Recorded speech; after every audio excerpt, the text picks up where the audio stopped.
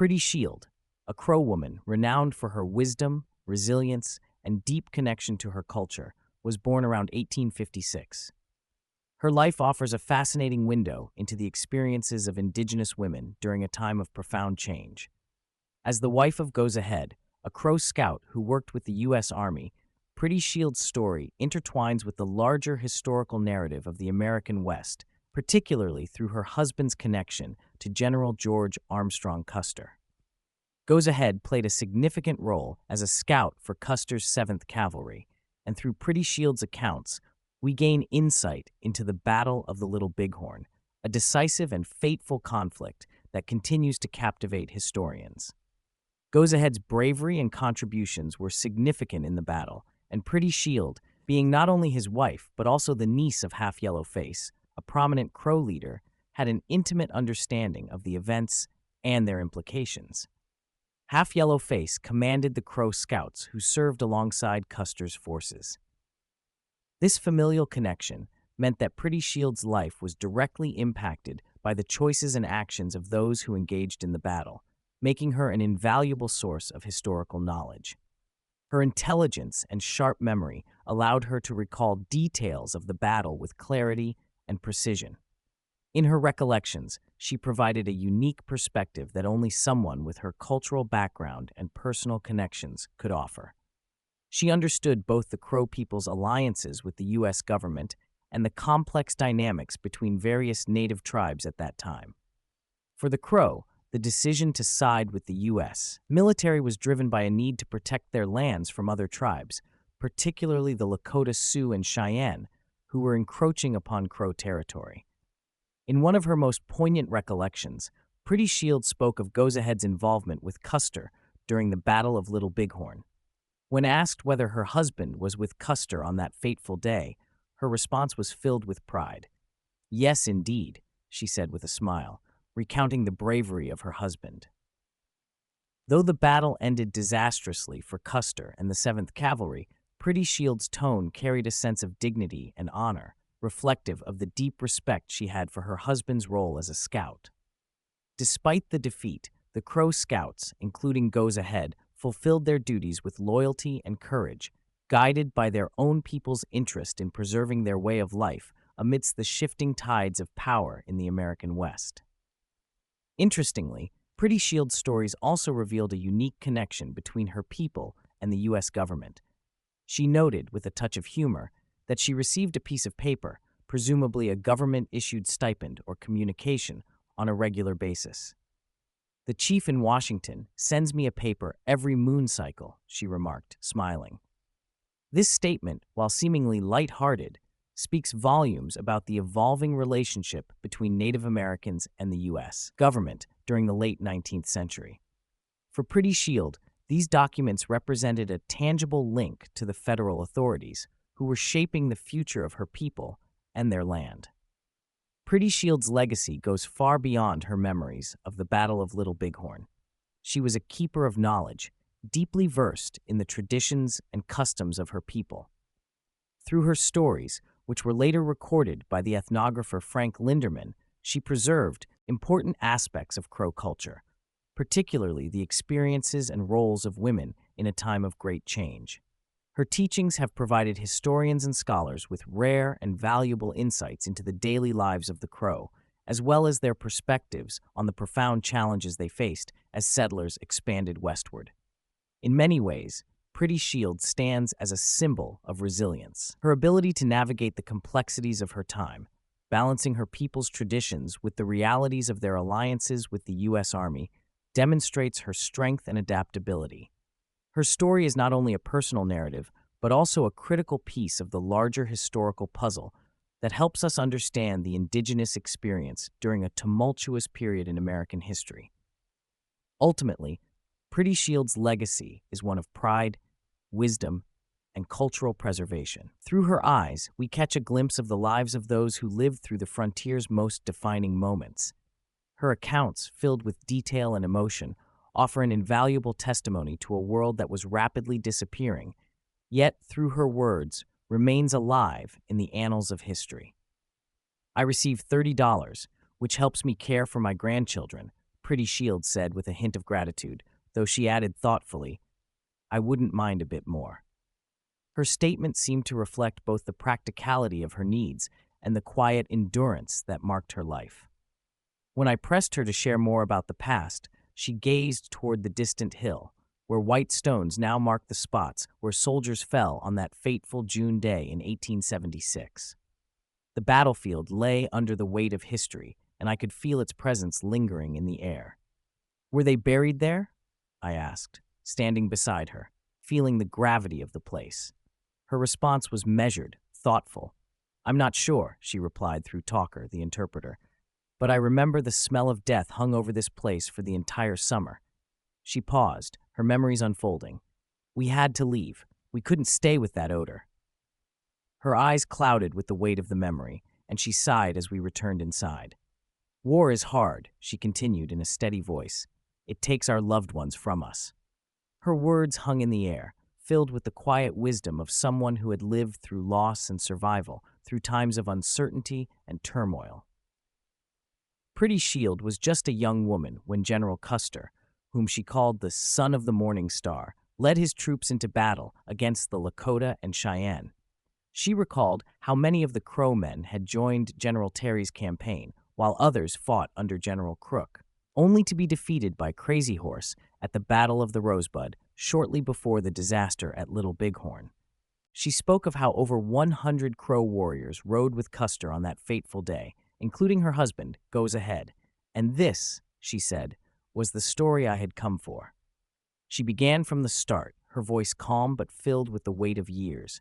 Pretty Shield began to recount the events of that spring with vivid clarity. We were camped near Rotten Sundance Teepee, she said, her voice steady, when the blue soldiers came looking for scouts. It was the next day when the soldiers arrived, having crossed Elk River in what she described as a fireboat. It was a time when the leaves were just beginning to bud, signaling the arrival of spring. Her memory of those moments was sharp, recalling how their chief welcomed the soldiers with a great feast, offering the visitors a gesture of goodwill. 25 of our young men agreed to join the Blue Soldiers at Tongue River, Pretty Shield continued. Her words carried a sense of pride, though it was tinged with the memory of the uncertain times they lived in. Among the group was her husband, Goes Ahead, a man she often spoke of with admiration. She mentioned that Half Yellow Face, her uncle and a respected leader of the Crow, led the scouts on this mission. However, what followed would test the resilience of the scouts. The Lakota stole all their horses at the second camp, she said with a soft laugh, her eyes gleaming with a mixture of amusement and understanding. The Lakota were expert horse thieves, she added, but we were too. We often had Lakota horses ourselves. There was a knowing smile as she spoke, the irony of the situation not lost on her. For the Crow people, the act of taking horses was not just a practical necessity, but also a symbol of power and skill in warfare. Losing their horses was no small setback for the scouts, but they were not deterred. Some of the younger warriors made the dangerous trek back to the Crow camp to gather more horses, while others remained behind, awaiting their return. They couldn't afford to be stranded, and as Pretty Shield explained, their resourcefulness in times like this was vital to their survival. The Crow people, well aware of the Lakota's skill, had to rely on their own wits and adaptability. Despite this challenge, the scouts rejoined the Blue Soldiers by the Tongue River, as planned. It was a pivotal moment in the campaign against the Lakota and Cheyenne, and Pretty Shield's account underscored the critical role that the Crow Scouts played in assisting the U.S. Army during this period. Goes Ahead and his fellow scouts would soon find themselves in the thick of the unfolding conflict, their loyalty and bravery tested by the coming battles. After linking up with the soldiers, Pretty Shield recalled that their village moved once again, this time to a place she referred to as the Long Drop. These relocations were a common occurrence for her people, who often shifted their camps based on the seasons, the movements of buffalo herds, or in response to the actions of other tribes and military forces. As she reflected on those days, Pretty Shield's tone was matter of fact, but the depth of her understanding of the complex dynamics at play was unmistakable. The decision for some of their men to join the U.S. Army, she explained, was a strategic one. For the Crow, the Lakota and Cheyenne were encroaching enemies, threatening their land and way of life. Aligning with the Blue Soldiers was a way to protect their own territory, though it was a precarious alliance. The Crow Scouts, led by Half Yellowface, went into battle not just for the army, but for their own people, knowing that their fate was tied to the outcome of these conflicts. Pretty Shield's memories of this time offered a glimpse into the courage and determination of the Crow Scouts. Their role in these battles, particularly the fateful events leading up to the Battle of Little Bighorn, was crucial, though often overlooked in the larger historical narrative. Through her words, the story of these men, of her husband, her uncle, and many others, came to life, reminding us of the deep connections between the indigenous peoples and the land, as well as the complicated choices they faced during a time of great upheaval. Pretty Shield's voice grew more animated as she continued her tale. She spoke of a Shoshone warrior who had come to their camp, requesting more Crow warriors to fight alongside General Crook. "The Shoshone wanted our help," she explained, her tone full of the gravity of the situation. Despite the Crow warriors' bravery and efforts, however, General Crook's forces were ultimately defeated. "The battlefield was poorly chosen," she remarked with a shake of her head, reflecting on the tactical missteps that led to the loss. "But our men fought bravely." Among the Crow who joined the battle were notable warriors like Plenty Cose, Flathead Woman, and Medicine Crow. Pretty Shield's respect for these individuals was clear, and she spoke of their courage with pride. Though the battle did not end in victory for Crook's forces, the Crows returned to their village wounded but honored. The warriors had fought valiantly, and the people celebrated their return with great joy. Songs were sung and dances performed, filling the village with the sounds of victory and resilience. "We honored their bravery," Pretty Shield said, her eyes gleaming with the memory of those celebrations. Then, with a mischievous glint in her eye, Pretty Shield leaned in closer and lowered her voice, as if about to share a secret. "Did anyone tell you about the woman who fought at Rosebud?" she asked, a playful smile forming on her lips. I shook my head, intrigued by the direction her story was taking. "No? Well, I'll tell you." Pretty Shield's expression became serious, yet filled with admiration. "She was not like other women," she began. "Half man, half woman, wise beyond her years. This woman," she revealed, "was known by the fierce and powerful name, finds the men, kills them. She was a warrior in every sense of the word, different from the other women in the village, living between the worlds of the masculine and the feminine. Finds the men, kills them was revered for her wisdom and her unmatched skill in battle." Pretty Shield spoke of another woman, too, one with a wild and untamed spirit who fought alongside the men on the battlefield. "She fought fiercely with a coup stick," Pretty Shield said, describing how this woman rode in circles around the battlefield, displaying her warrior prowess. This fearless warrior helped protect their people from the Lakota. When the enemy attempted to take the scalp of a Crow warrior named Bull Snake, these women's powerful medicine was so strong that it scared the Lakota away. The strength and courage of these women were legendary, and their contributions were just as significant as those of the men. In fact, Pretty Shield emphasized how the presence of these women warriors was a source of great pride for the Crow people. Their abilities in battle were unparalleled, and their spirits untamed, making them a force to be reckoned with. Through Pretty Shield's words, these women warriors, finds the men, kills them, and the wild woman with the coup stick came alive, their stories full of courage, skill, and the deep respect they earned within their community. They embodied a different kind of strength, defying traditional roles and taking their place in the heat of battle, showing that bravery and wisdom know no gender. With each retelling, Pretty Shield ensured that the stories of these remarkable women were not forgotten, passing their legacy down to future generations. Their deeds, like those of the men, were etched into the history of the Crow, forming an integral part of the story of their people's resilience and survival. Pretty Shield's voice softened as she shifted to a memory seldom spoken of by the men. "They never talked about it," she said, her eyes distant, "but I remember." After one of the battles, their village erupted in celebration. The Crow held a grand scalp dance to honor their warriors, and the wild woman, the fierce warrior who had fought on the battlefield, distributed the scalps she had taken from their enemies. Our village was filled with joy that day, Pretty Shield recalled, a glimmer of pride in her eyes. But amidst the celebration, her husband, Goes Ahead, was absent. He wasn't with us, she said, her voice heavy with the memory. He was still with the son of the morning star. Pretty Shield's tale returned to the fateful days leading up to the Battle of the Little Bighorn. When General Custer left the Tongue River, he moved towards the Rosebud, where his scouts ventured ahead to survey the land and assess the situation. Goes Ahead, along with 6 other Crow scouts, was among them. These included notable figures like Half Yellowface and Curly, men whose names would become intertwined with the events of that day. As the scouts advanced, they began to see the unmistakable signs of the enemy. They saw the signs, Pretty Shield said, her voice steady, as though she could still see the scene unfolding in her mind. Many Lakota lodges had passed through recently. Their fires were still smoking. The scouts knew they were drawing closer to the heart of the Lakota forces, and the tension grew. With a wry smile, Pretty Shield added, Curly claimed he was sick. Maybe he was. Maybe he knew what was coming.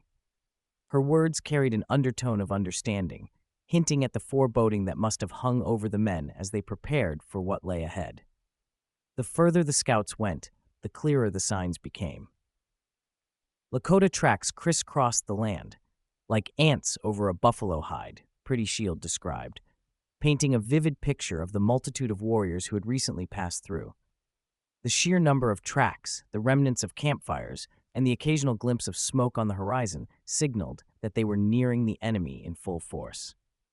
Despite the danger, the scouts pressed on, preparing for the battle that loomed. They even caught a few Lakota horses, Pretty Shield added, the familiar tone of irony returning to her voice. The Crows, no strangers to horse raiding, knew that every advantage counted. Taking Lakota horses was both a strategic move and a symbolic victory, a way of turning the enemy's resources into their own strength. As Pretty Shield spoke, the tension of those days came alive through her words. She described the growing sense of unease among the scouts, who knew they were heading into a battle that would likely be larger and bloodier than anything they had faced before.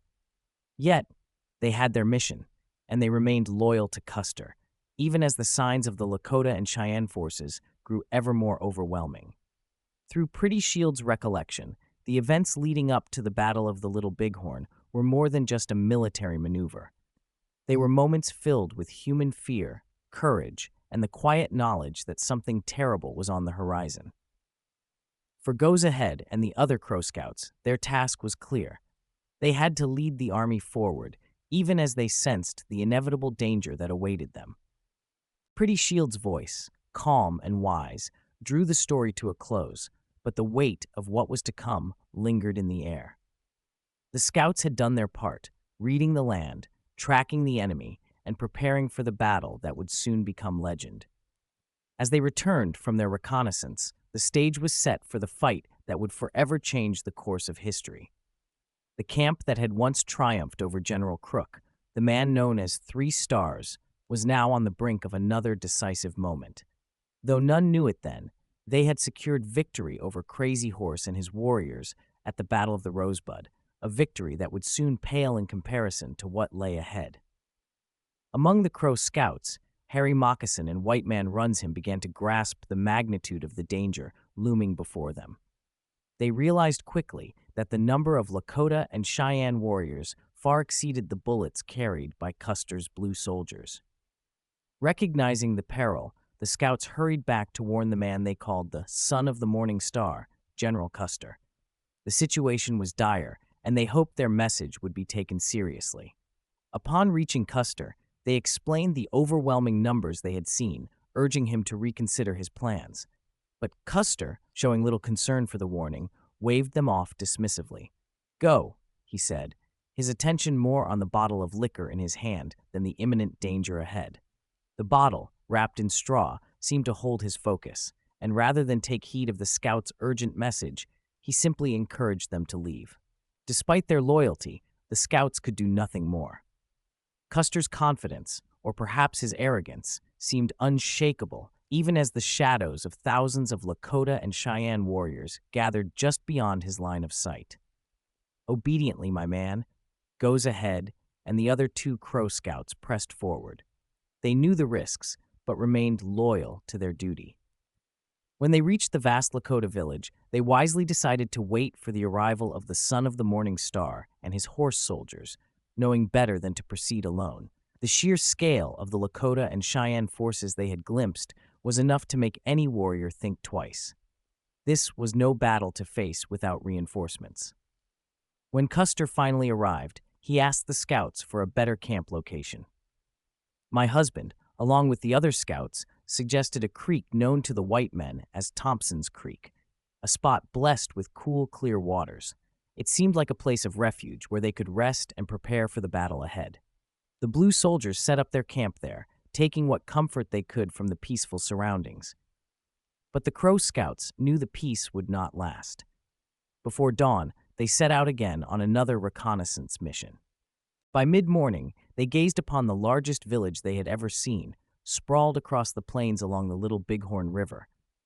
The village seemed to go on forever, with countless lodges scattered across the flat lands, and horses covering the hills as far as the eye could see. The scale was overwhelming. Goes Ahead later admitted that he felt a deep unease at the sight of so many lodges, sensing the magnitude of what was about to unfold. Realizing the danger, the scouts retreated to Reno Creek, where they met Custer once again. He was making his way down the creek, his men marching behind him, unaware of the overwhelming numbers they were soon to face. The scouts warned him once more, urging caution in the face of such a powerful enemy. The Lakota and Cheyenne warriors far outnumbered the Blue soldiers, and their ammunition would surely run out long before the fight was over. But despite their warnings, Custer remained unmoved, as if he were a feather carried by the wind, his destiny fixed. Pretty Shield pressed her fist to her forehead as she recalled that moment, shaking her head with a mixture of sorrow and disbelief. He was brave, yes, she whispered, but he wouldn't listen. There was a sense of inevitability in her voice, as though Custer had been bound to the fate that awaited him long before he ever set foot on that battlefield. Another voice had tried to caution Custer, too, a half-blood interpreter named Two Bodies. He had also urged the Son of the Morning Star to consider retreat, telling him that he could still make a safe withdrawal before it was too late. Yet Custer, resolute and determined, would not be swayed. He was bent on fighting, convinced that his victory was assured, despite all the signs pointing to disaster. Pretty Shield's words carried the weight of that doomed moment. His fate was sealed, she said softly, her voice filled with the wisdom of hindsight, and it would lead not just him, but all his men, to their deaths.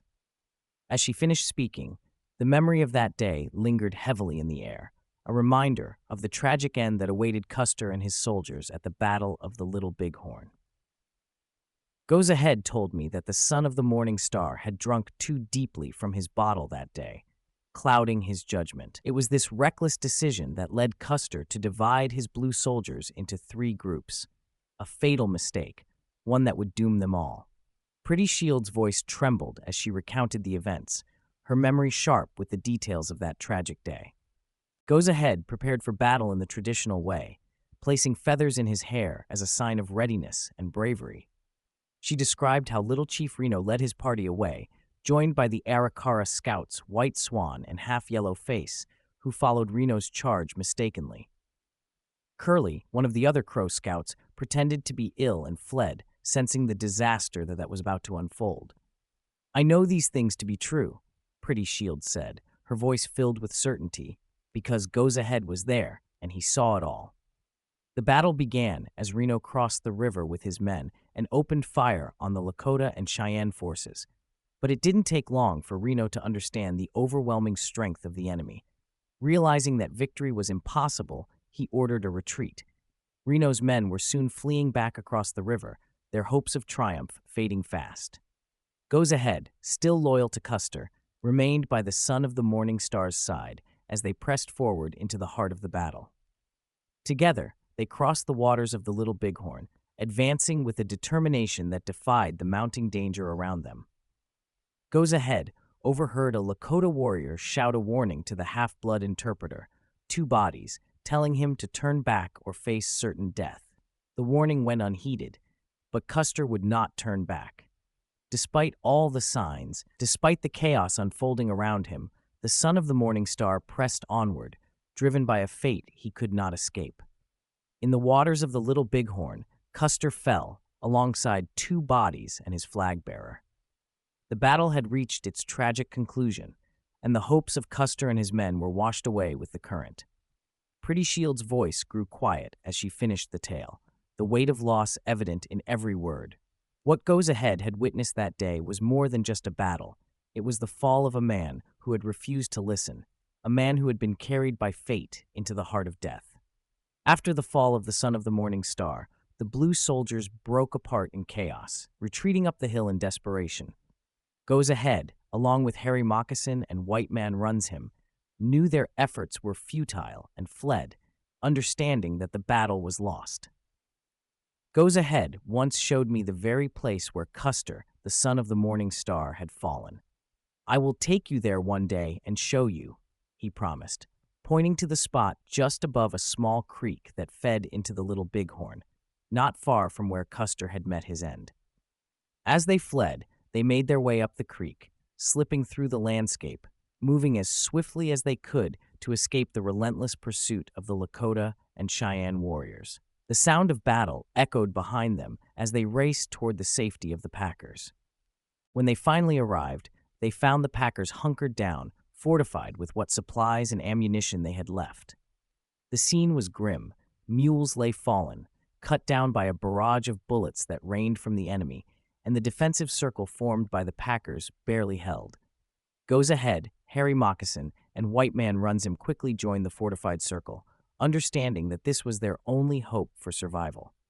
Bullets continued to fly, and the battle raged on, but for the scouts, the priority had shifted from fighting to surviving the day. Pretty Shield's recounting of these moments was filled with the weight of loss and the bitterness of knowing the warnings had gone unheeded. Together with the packers, Goes Ahead and the other scouts fought fiercely, driving off the Lakota and Cheyenne.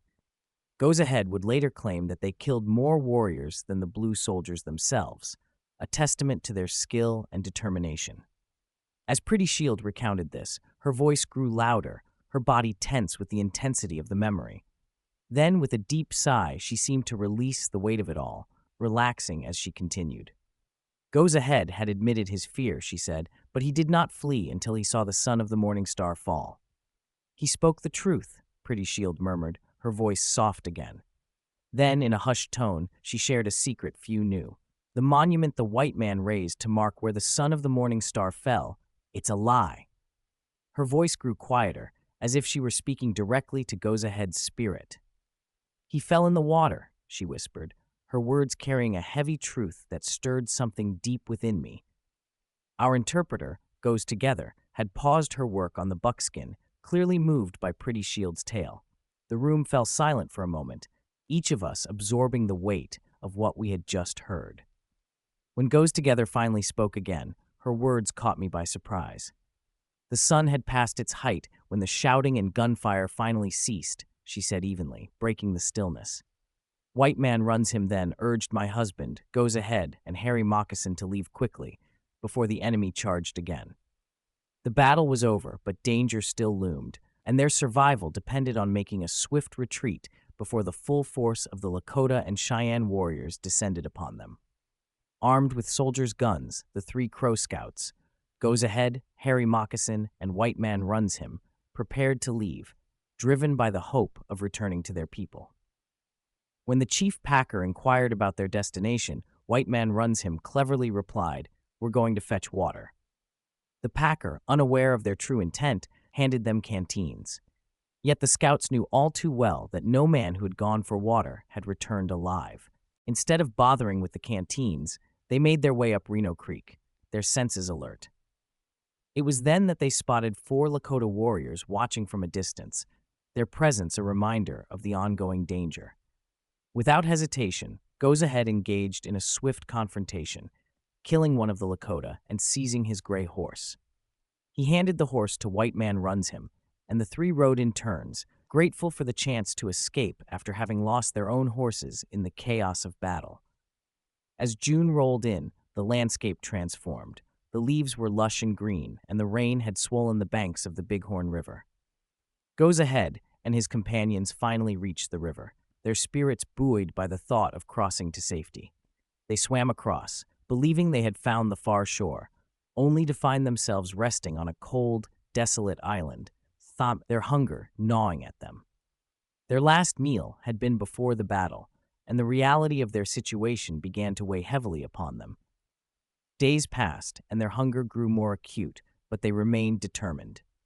Eventually, they completed their crossing near the site of what is now known as modern-day Hardin. Though exhausted and famished, they felt a flicker of hope. They had survived the storm of conflict and emerged on the other side, ready to reunite with their people and share their harrowing tale of survival. Later, as they made their way along the banks of the Bighorn River, the three scouts spotted two figures on the distant hills.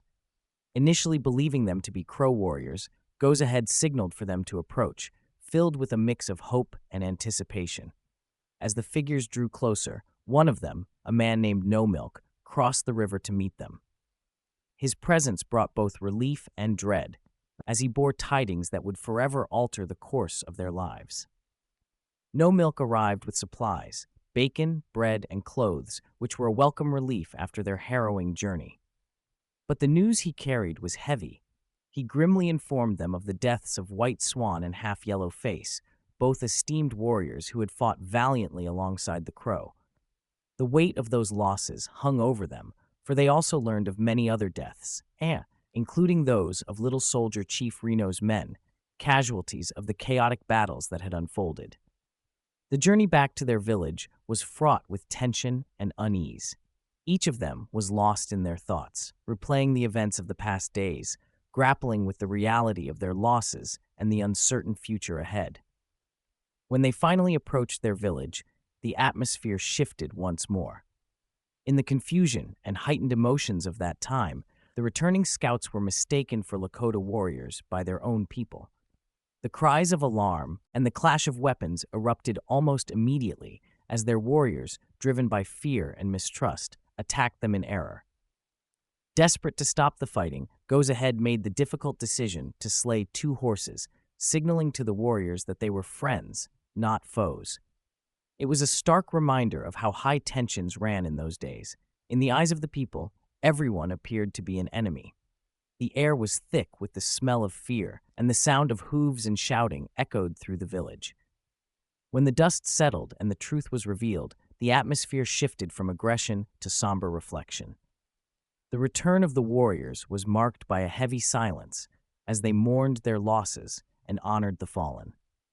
I rejoiced to see Goes Ahead, my heart swelling with relief at his safety, yet that joy was tempered by the shadow of grief cast by the loss of Half Yellow Face and White Swan. Their absence was felt deeply in our community, a stark reminder of the brutal cost of war.